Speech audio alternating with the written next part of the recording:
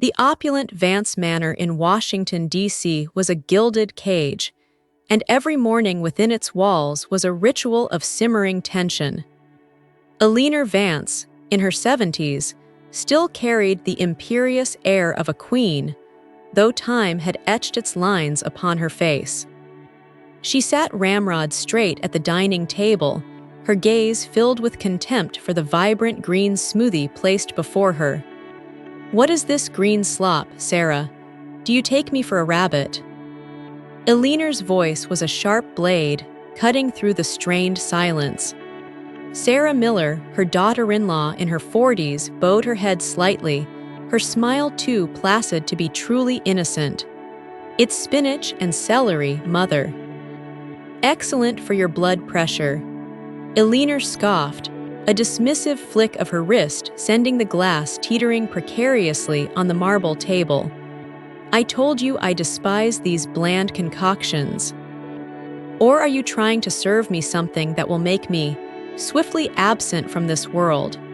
The words hung in the air, a venomous pronouncement. David, Eleanor's son and Sarah's husband, buried his face deeper in his phone, feigning disinterest. But Sarah did not. For a fleeting moment, as she lowered her gaze, a cold, calculating glint flickered in her eyes, dancing over the innocent-looking smoothie before it was quickly masked by her customary docile expression. The green liquid, seemingly harmless, now carried the weight of a silent, sinister promise. Time began to warp for Eleanor. Strange symptoms, at first dismissed as the inevitable march of age, a sudden cough, a trembling hand gripping her teacup, or frustrating blanks in her memory, began to plague her. She, who had once been the sharpest mind in any room, who had steered multi-million-dollar deals and built an empire, now found herself battling her own failing body. It infuriated her. No one in the house seemed to truly notice, or perhaps truly care. David, her only son, remained utterly detached from the quiet war brewing between his mother and his wife. His calls were perfunctory, often ending with a dismissive, "Is Mom giving you a hard time again? Just give her whatever she wants. I'm busy." Meanwhile, in the manor's lavish kitchen, Sarah meticulously maintained her facade as the devoted daughter-in-law. Each morning, she carefully uncapped Eleanor's daily vitamins. Then, with surgical precision, added a few clear, unlabeled drops from a small vial before shaking the bottle. Her face, unseen by others, was a chilling tableau of cold determination. One evening, Eleanor woke parched. As she made her way to the kitchen, she saw Sarah, illuminated by the glow of her phone, typing furiously. The light cast a stark shadow on a face devoid of its usual placid smile, revealing a calculating gleam. "Progressing nicely. Estate plans confirmed. No complications expected." The message confirmed Eleanor's deepest, most terrifying suspicions, sending a shiver down her spine. No, this was more than just old age. This was a deliberate, insidious attack. Escalating conflict. The quiet, insidious dread that had been a whisper in Eleanor's mind transformed into a chilling certainty. Her suspicions, once dismissed as paranoia, now felt horrifyingly real. That chilling certainty became a terrifying reality one evening after a specially prepared dinner by Sarah. Eleanor had barely pushed her plate away when a searing pain lanced through her head, followed by a dizzying disorientation. The grand dining room spun, then tilted violently. She heard distant shouts, saw Sarah's face contorted in what appeared to be panic, but Eleanor knew better. There was a cold, calculating glint behind those feigned tears. The world dissolved into a cacophony of alarms and flashing lights as she was rushed to the hospital, hovering on the precipice of death. Eleanor, a woman forged from steel and sheer will, survived, but the victory felt hollow. Her body, once a testament to her robust health and vitality, was now a fragile, unfamiliar vessel. Her memory, once razor-sharp, flickered like a dying candle, moments disappearing into a fog. The doctors, their faces grim, confirmed her worst fears. Traces of a slow-acting poison had accumulated in her system. Lying in the sterile hospital bed, the reality crashed over Eleanor like a tidal wave. The blurry incidents, the strange feelings, Sarah's unsettling kindness, it all clicked into place with horrifying clarity. She was being murdered, slowly and deliberately, in her own home.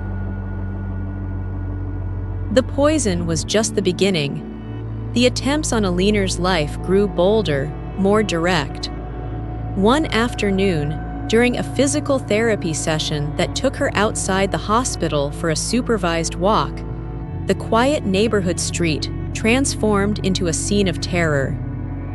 A large, black truck, its windows tinted, sped around a corner with unnatural speed. It mounted the curb, accelerating directly towards her. Eleanor's therapist shrieked, pulling her back with a strength born of pure adrenaline. Eleanor fell, scraping her knees, but the truck roared past, missing her by mere inches. It vanished as quickly as it appeared, leaving no trace, no license plate visible. This wasn't an accident. This was a direct, unmistakable attempt. The cold sweat that slicked her brow was not from exertion, but from stark fear. Someone wanted her dead, and they were getting impatient. Weeks later, the sanctity of Vance Manor was violated. Deep in the night, a professional assassin, cloaked in shadow, slipped into Eleanor's bedroom. Eleanor, a light sleeper even in her weakened state, awoke to a faint creak. Her eyes snapped open. A figure stood by her bed, a glint of metal in their hand. Instinct, primal and fierce, ignited within her. She screamed, a raw, guttural sound, and thrashed wildly, sending the bedside lamp crashing to the floor. The sudden noise, the unexpected resistance, startled the intruder. David and Sarah's bedroom light flickered on down the hall. The assassin, clearly unprepared for a struggle, fled, leaving behind a small, distinctive silver button from their jacket, snagged on the bedpost. Sarah, rushing in with David, feigned terror, but a flicker of intense frustration and rage crossed her face. The plan had failed again. Eleanor, now gripped by a paranoia that was chillingly justified, sought comfort in the only person she thought she could trust. Richard Thorne, her longtime lover. She met him at a quiet, upscale restaurant, hoping his easy charm and worldly advice would soothe her frayed nerves. Richard, I don't know who I can trust anymore, Eleanor confessed, her voice barely above a whisper. Richard, ever the suave gentleman, squeezed her hand. My dear Eleanor, you have me, always. But fate, or perhaps a higher power, had a different plan. Just then, Gary, an old acquaintance of Richard S., stumbled into the restaurant, clearly inebriated. He spotted Richard, his face lighting up with a boozy grin. Richie boy, you old dog, still working your magic on the wealthy ladies, eh? Gary slurred, then leaned in, too loudly. Remember our little talk about that Vance fortune? When are we gonna finally dip into that gold mine, eh? You promised me a cut after you. Persuaded her to see things your way. The world seemed to stop. Eleanor's breath hitched. She stared at Richard, who had gone ashen, his sophisticated veneer crumbling like dust. The implication was clear. Richard wasn't just having an affair. He was in on the scheme, perhaps even leading his own parallel plan to defraud her. The pieces slammed together in Eleanor's mind. The poison, the truck, the assassin, Richard's secret phone calls, his suspicious eagerness to handle her finances. The silver button from the assassin's jacket flashed in her memory. She'd seen one just like it on one of Richard's associates weeks ago. It wasn't just Sarah, it was a conspiracy. And Richard, her lover, was part of it. The pain of betrayal, sharp and unexpected, twisted into a burning, furious resolve. Eleanor looked at Richard, her eyes blazing with an icy fury he had never seen before. He saw not a frail old woman, but the formidable matriarch he had once admired, now utterly consumed by a vengeful fire. She knew. She knew everything, and she would not simply lie down and die. Not anymore. She would fight. And she would start with the one person she could truly trust, the one person who knew the dark underbelly of DC as well as she did. Brenda Hayes. Eleanor slipped away from the restaurant, leaving a stunned and terrified Richard in her wake. The city, once her domain, now felt like a sprawling, dangerous trap.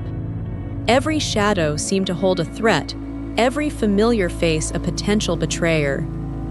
She couldn't stay in Washington, D.C., not if she wanted to survive, not if she wanted to fight back. Her mind, though still fragile, held one clear image: Brenda Hayes. Brenda, her old friend, her confidant from a lifetime ago, living off the grid in Wyoming. Brenda was the only one. The journey was a blur of fear and determination. Eleanor, weakened by poison and trauma, moved with a single-minded purpose. She sold a piece of jewelry, a diamond brooch, to secure a train ticket, opting for anonymity over speed. The familiar luxury of private jets and chauffeured cars was replaced by the clatter and sway of an Amtrak coach, surrounded by strangers. She felt exposed, vulnerable, yet a fierce fire had ignited within her. There were moments of sheer terror, a shadow lingering too long on the platform, a figure that seemed to watch her from a distance. She forced herself to breathe, to push past the debilitating fear, clinging to the image of Brenda's face. Days later, the dusty, wide-open spaces of Wyoming stretched before her. A stark contrast to the manicured lawns of D.C., she found Brenda at a remote, weathered ranch, nestled against a backdrop of rugged mountains.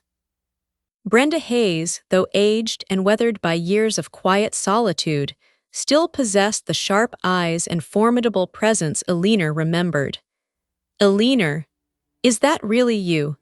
Brenda's voice, though surprised, held a warmth Eleanor hadn't heard in years. Eleanor, her face gaunt, her body trembling with exhaustion, collapsed into Brenda's embrace. The dam broke. Tears streamed down her face as she recounted everything: the insidious poisoning, the near-fatal accidents, the assassin in her bedroom, Richard's cruel betrayal, and Sarah's chilling, calculated malice.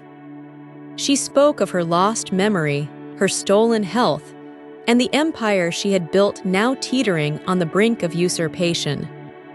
Brenda listened, her expression shifting from shock to grim understanding.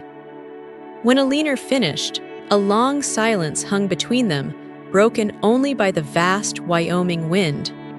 "They picked the wrong woman to mess with, didn't they?" Brenda said, her voice low and steady. A spark of the old Brenda, the formidable woman who had navigated the darker corners of influence and power alongside Eleanor decades ago, flickered in her eyes. "We're going to make them regret this." The ranch became their war room. Brenda, with her extensive network of unconventional contacts and a shrewd mind honed by years away from the spotlight, became Eleanor's strategist and protector. They knew they couldn't just accuse Sarah, they needed irrefutable proof. Brenda, utilizing Eleanor's remaining liquid assets and her own mysterious connections, began assembling a team. High-profile private investigators, known for their discretion and effectiveness, were discreetly contacted. Their mission: to meticulously unearth every detail of Sarah's plot. They delved into financial records, phone logs, and Sarah's past, searching for any weakness, any link to the poison or the hit attempts. They needed proof of the deadly compound, evidence of payments to the assassin, and confirmation of Richard's involvement in the scheme to seize Eleanor's assets. Simultaneously, Brenda worked to neutralize Sarah and Richard's shadowy network. Whispers, anonymous tips, and carefully placed information began to circulate, subtly undermining their contacts and sowing distrust. A crooked lawyer suddenly found himself facing an unexpected audit. A shadowy figure who worked for Sarah's inner circle found his other illicit dealings exposed to the authorities. Brenda moved like a ghost, dismantling their support system brick by brick, ensuring they would be isolated when the final blow was struck.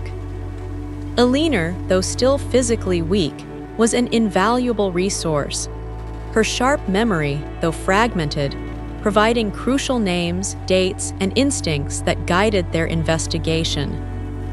Bit by bit, the pieces of Sarah's wicked puzzle began to form a terrifyingly clear picture. With a mountain of evidence in hand, forensic reports on the poison, bank transfers to hired muscle, recordings of incriminating conversations, and ironclad proof of Richard's duplicity, Eleanor and Brenda made their move. They didn't sneak back into Washington, D.C., they descended upon it. Eleanor Vance, no longer the frail invalid, but a phoenix risen from the ashes, reappeared in the public eye. She stood tall, albeit leaning slightly on Brenda, as they walked into the offices of a renowned trial lawyer, a man known for his ruthlessness and his unwavering pursuit of justice. The press, alerted by an anonymous tip, swarmed the building. The climax reached its peak in a dramatic public confrontation. Eleanor and Brenda, armed with their irrefutable evidence, orchestrated a meticulously planned legal and media offensive. It culminated in a packed courtroom, or perhaps a high-stakes press conference followed by an arrest, where Eleanor, her voice trembling slightly but laced with the steel of unbreakable resolve, publicly accused Sarah Miller of attempted murder and fraud. Sarah, confronted with undeniable proof, her perfectly crafted facade finally shattering, was exposed. David, seeing the cold, venomous truth of his wife, stood utterly stunned, his indifference finally giving way to a devastating realization. Richard Thorne, too, was dragged into the harsh light of public scrutiny, his reputation and his carefully constructed life collapsing around him. The war, which had begun in whispers and shadows, now exploded into the blinding light of justice. Falling action, the aftermath and shifting tides. The grand theater of justice had played its final, damning act. Sarah Miller, stripped bare of her gentle facade, stood exposed. The irrefutable evidence Eleanor and Brenda had meticulously gathered, the forensic reports detailing the poison, the cold, damning financial transfers to a professional hitman, the chilling recordings of her own manipulative voice, left no room for doubt. She was arrested, her cries of innocence ringing hollow against the weight of truth. The world watched as the once demure daughter-in-law was led away, her ambition and malice finally unmasked. Richard Thorne's downfall was equally swift and brutal. His carefully cultivated image of a charming, respectable confidant shattered under the glare of public scrutiny. His illicit financial dealings with Sarah and his blatant betrayal of Eleanor were laid bare, resulting in criminal charges and the complete ruin of his reputation and fortune. He lost everything, a fitting end for a man who had sought to profit from the suffering of others. For David, The revelation was a shattering blow. He had lived in a comfortable bubble of blissful ignorance, his passivity a silent accomplice to his wife's monstrous machinations. The news hit him with the force of a physical impact. The woman he had shared his life with, the mother of his children, was a calculating would-be killer. The realization of his own profound negligence, his willful blindness, was a bitter pill to swallow. He sought out Eleanor, his face etched with a grief and shame she had rarely seen. "Mother," he choked out, his voice raw, I never knew. How could I have been so blind?" His sorrow was genuine, a painful testament to his utter naivete. Eleanor, looking at her broken son, felt a complex mix of anger and a quiet, weary pity. The immediate fury at his neglect began to subside, replaced by the deep sadness of a mother witnessing her child's innocence irrevocably lost. With justice served, Eleanor's battle shifted from external threats to internal healing. The legal fight had been won, her name cleared, her assets restored. But the poison had left its mark. The tremors in her hands remained, her memory still wavered unpredictably, and fatigue was a constant, unwelcome companion. The grand Vance manor, once a symbol of her power, now felt empty, haunted by the shadows of betrayal. She realized that regaining her physical health was a long and arduous road, but the true challenge lay in healing her spirit. Brenda, true to her word, remained by Eleanor's side, a silent, unwavering pillar of strength. She oversaw Eleanor's new regimen of doctors and therapists, ensuring the best care. But more than that, Brenda was an anchor, a living bridge to a past when Eleanor was stronger, yet also a guide to a future where she could be more at peace. Their conversations often stretched late into the night, revisiting old memories, not just of the recent trauma, but of Eleanor's relentless pursuit of power, her often ruthless decisions, and the emotional distance she had maintained from those closest to her. Eleanor began to see her life through a new lens. The single-minded pursuit of wealth and influence, the unwavering belief in her own infallibility, had created a life of grandeur, but also of profound isolation. She saw how her own demanding nature had perhaps pushed David away, leaving him vulnerable to Sarah's manipulation. She began to reflect on the coldness with which she had treated others, the casual disdain for those she deemed lesser. The physical vulnerabilities she now faced forced a humility upon her that a lifetime of power never could. The old Eleanor would have roared with rage. The new Eleanor felt a quiet, contemplative sorrow for the years she had lost, not to illness, but to ambition.